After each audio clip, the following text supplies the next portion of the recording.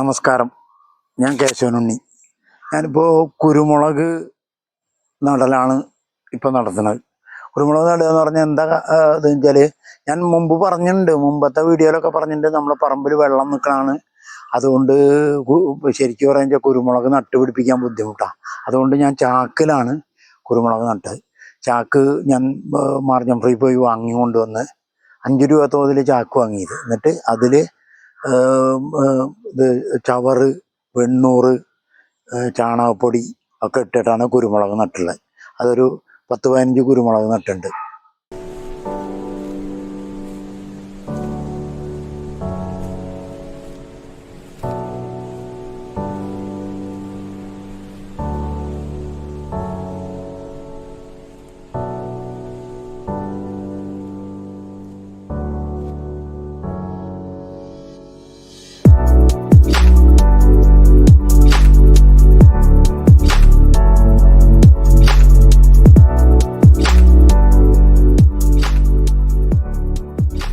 കുരുമുളകിൻ്റെ വള്ളി ഞാൻ അരിമ്പൂര് ചേച്ചിയുടെ വീട്ടിൽ പോയിട്ട് കൊണ്ടുവരിക ചെയ്തത്.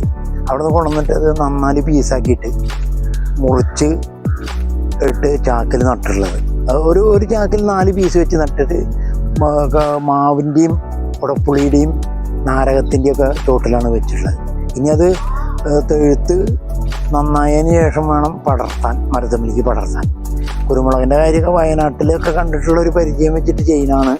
പിന്നെ ഞാൻ മുമ്പ് പറഞ്ഞിട്ടുണ്ട്, ഇവിടെ വെള്ളം നിൽക്കണ കാരണം ആണ് നമ്മൾ ചാക്കിൽ വെക്കണമെന്നുള്ളത് ഞാൻ മുമ്പ് 1-2 പ്രാവശ്യം പറഞ്ഞിട്ടുള്ളതാണ് മുമ്പത്തെ വീഡിയോകളിൽ.